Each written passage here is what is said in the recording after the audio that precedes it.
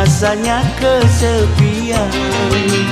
Tiada tempat untuk mencurahkan rasa rinduku, oh serta kasih sayang.